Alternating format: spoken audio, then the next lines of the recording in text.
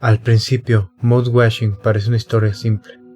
Una nave perdida, una tripulación atrapada, un accidente imposible de reparar. Pero, en Mouth Washing, sobrevivir no significa estar a salvo, porque mientras más tiempo pasas dentro de la nave, más incómoda se vuelve una pregunta. ¿Y si el accidente nunca fue lo peor que ocurrió ahí dentro? Porque este juego no necesita llenarte la pantalla de monstruos para hacerte sentir incómodo. No intenta asustarte con un grito repentino.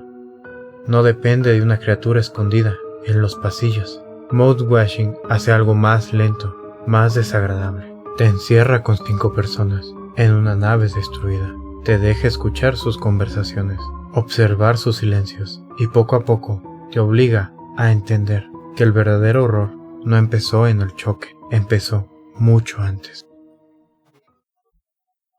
La historia nos lleva a la Tulpar, una nave de carga de la empresa Pony Express. Dentro viajan 5 personas: Curly, el capitán; Jimmy, el copiloto; Anya, la enfermera; Swansea, el mecánico; y Daisuke, el pasante.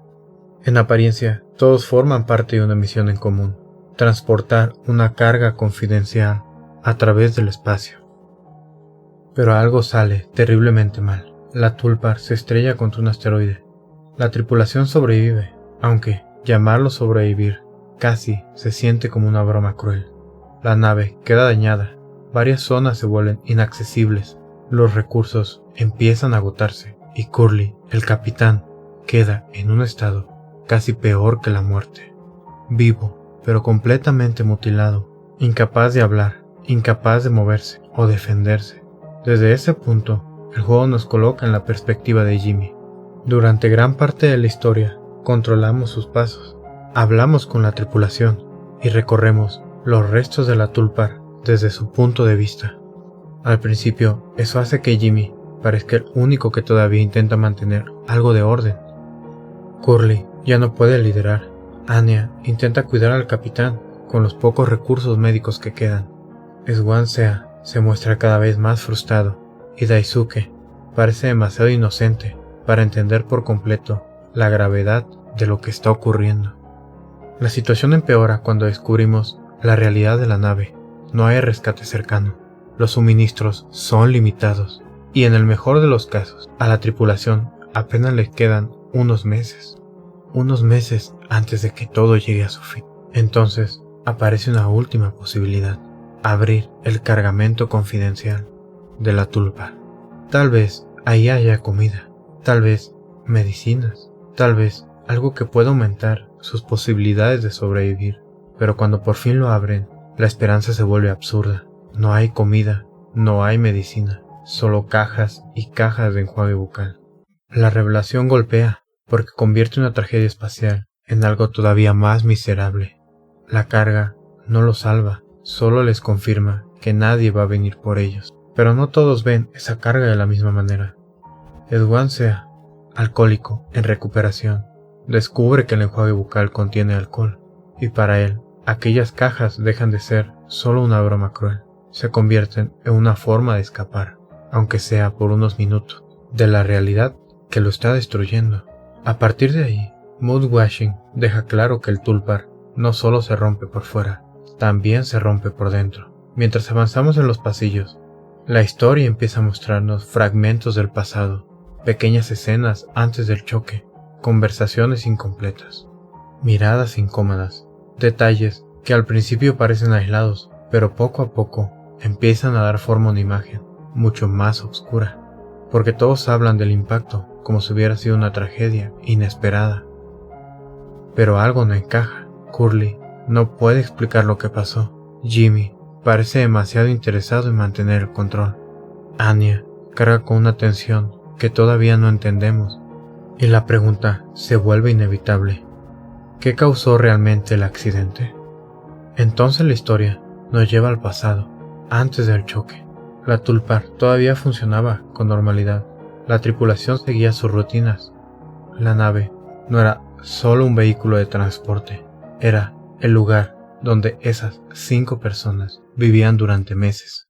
En medio de esa aparente calma, Curly empieza a notar que algo no está bien. Durante una conversación con Anya, ambos hablan sobre las evaluaciones psicológicas obligatorias en toda empresa y claro, no faltarían en Pony Express. La escena parece tranquila, casi rutinaria, pero deja una sensación extraña. Como si Anya estuviera intentando decir algo sin decirlo directamente. Como si Curly supiera que había una tensión creciendo en la nave, aunque todavía no entendía hasta dónde podía llegar. Pero poco después, Curly se reúne con Jimmy en la cabina de mando. La charla empieza relajada. Hablan del trabajo, de las evaluaciones y de una broma inapropiada que Jimmy dejó en uno de los formularios. Jimmy se muestra despreocupado, casi divertido, pero entonces llega una transmisión de Pony Express, un mensaje directo de los superiores. Curly es el único que lo alcanza a leer por completo. Su expresión cambia. El juego nos oculta el contenido del mensaje por un tiempo, pero más adelante entendemos lo que decía. Pony Express va a cerrar. Cuando la Tulpar complete esa entrega, no habrá más viajes, no habrá más trabajo. La tripulación quedará despedida.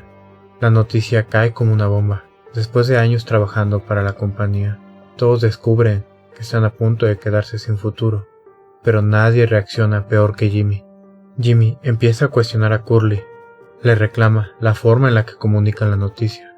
La conversación se vuelve cada vez más incómoda, porque Curly, a pesar del cierre, todavía tiene una posible salida, por su experiencia y su posición como capitán.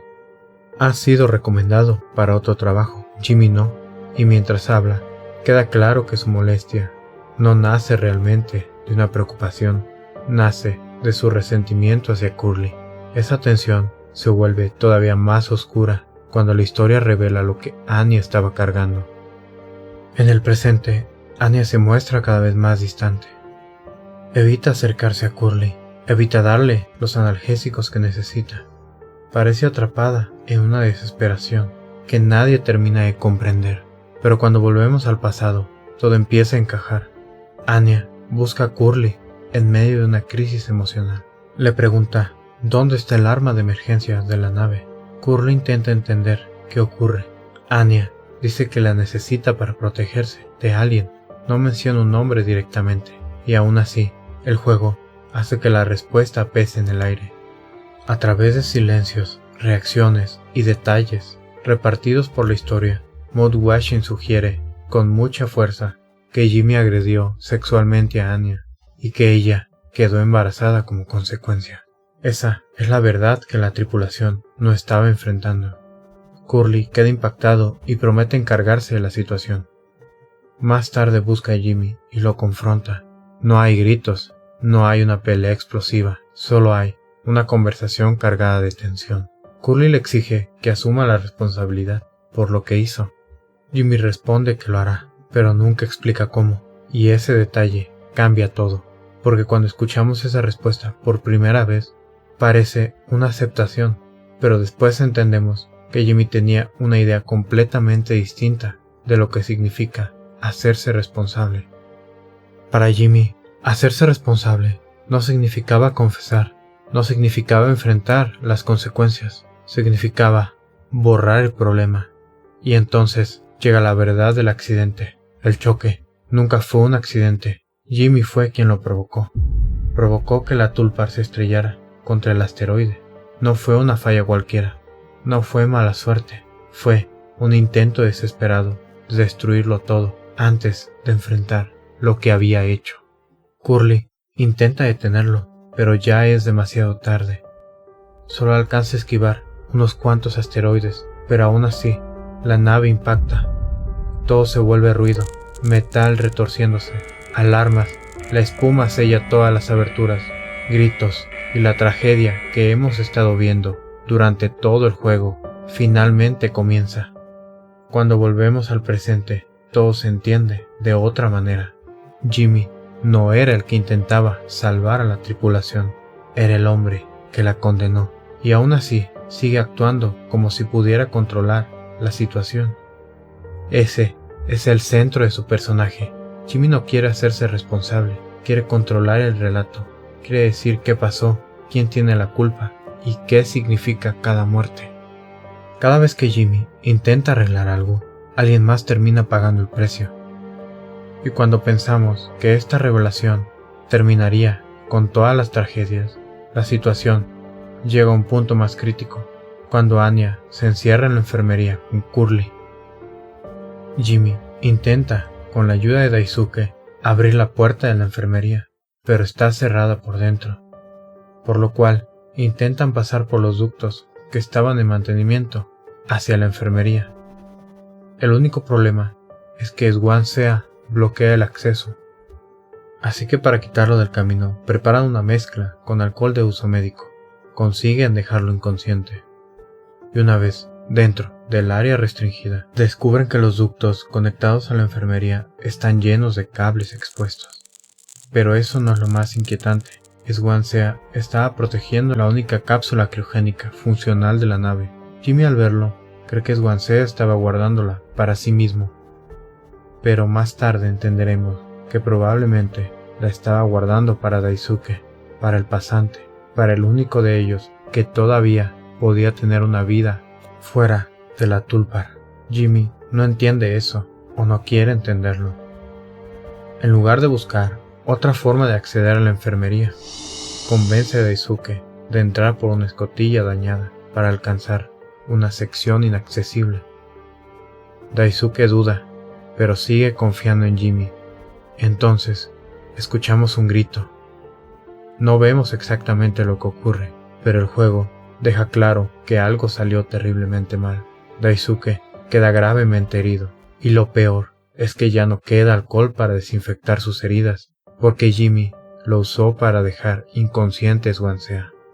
Desesperado, Jimmy intenta limpiar las heridas de Daisuke, utilizando enjuague bucal. Lo único que consigue es aumentar el sufrimiento. Cuando Swansea despierta y descubre lo ocurrido, entiende que ya no hay forma de salvar al muchacho. Toma el hacha que lleva consigo y pone fin a su sufrimiento. La escena es brutal, pero no se siente como una muerte nacida del odio. Se siente como una decisión horrible, tomada por alguien que sabe que Jimmy destruyó la última oportunidad de Daisuke. Después de esto, Swansea pierde la cordura. Ya no ve a Jimmy como un líder, lo ve como lo que realmente es, el responsable. Por eso, más adelante, nos persigue con un hacha por los pasillos de la Tulpar.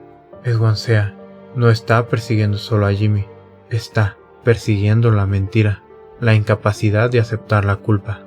Durante esa persecución, Jimmy consigue llegar hasta la enfermería, donde encuentra el arma de emergencias que Anya había buscado antes del accidente.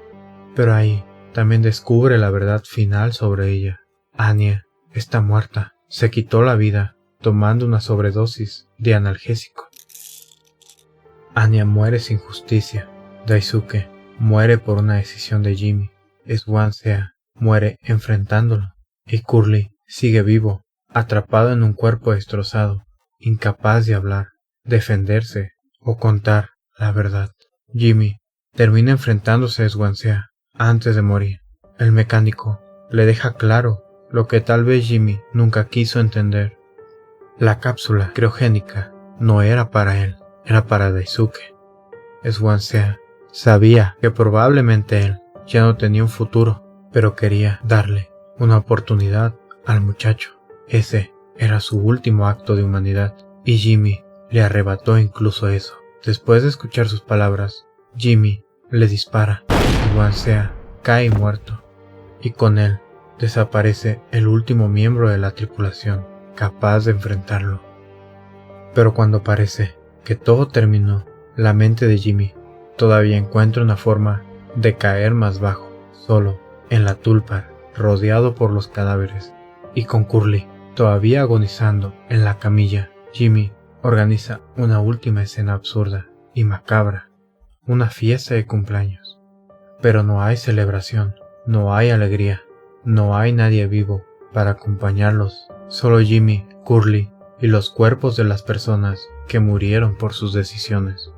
Entonces ocurre una de las escenas más perturbadoras de todo el juego. Jimmy usa el cuerpo mutilado de Curly como parte de la celebración enferma, corta un pedazo de su pierna, come de él, y después intenta alimentar al propio Curly con su misma carne. Es una imagen grotesca, pero también resume la forma en la que Jimmy entiende la culpa, no como algo que debe pagar, sino como algo que puede convertir en una escena donde todavía tiene el control, como si alimentar a Curly pudiera significar cuidado, como si colocar los cadáveres alrededor de una mesa pudiera significar compañía, como si inventar una celebración pudiera borrar el horror que él mismo provocó. Pero nada de eso repara nada, solo muestra hasta dónde puede llegar alguien que prefiere fabricar una mentira antes que mirar la verdad de frente. Después de eso, Jimmy recuerda la cápsula criogénica, la misma que Swansea había estado protegiendo, la misma que probablemente estaba guardando para Daisuke. Pero Daisuke ya está muerto, Swansea también, Anya también, y Curly es el único que queda con vida. Así que Jimmy lleva al capitán hasta la cápsula y lo coloca dentro, condenándolo a un sueño criogénico de 20 años. Curly, mutilado y agonizante y sin poder decir nada, queda encerrado ahí como la última víctima de Jimmy. Y entonces Jimmy intenta convencerse de que salvar a Curly puede compensar lo que hizo, pero no lo compensa. No devuelve a Anya, no devuelve a Daisuke, no devuelve a Swansea, no borra el accidente, no cambia la verdad. Y entonces Jimmy toma el arma y se quita la vida. El final de Mouth Washing no se siente como una victoria, tampoco se siente como una redención, se siente como una condena, porque Jimmy muere, pero no repara nada. Anya sigue muerta, Daisuke sigue muerto, Swansea sigue muerto, y Curly queda vivo, pero atrapado en un futuro que nunca eligió, cargando con las consecuencias de un crimen que nunca pudo contar, ni contará. Curly sobrevive, pero no es salvación, es otra forma de condena. Después de eso, el juego no nos muestra un rescate, no nos muestra una explicación final que calme todo, solo nos deja con la imagen de una nave destruida, una tripulación perdida, y un hombre que prefirió acabar con todos antes que aceptar lo que había hecho. Por eso, Mouth Washing no se siente como una simple historia de terror, porque el horror no estaba esperando afuera de la nave, estaba creciendo dentro desde el principio, y cuando por fin entendemos quién lo provocó, ya es demasiado tarde. Usa la caja de comentarios como gustes. También te agradecería mucho que me dejaras un like si te gustó el video. Comenta qué temáticas te gustaría que hable en el próximo video. Y eso fue todo por hoy. Me despido. Hasta el próximo video.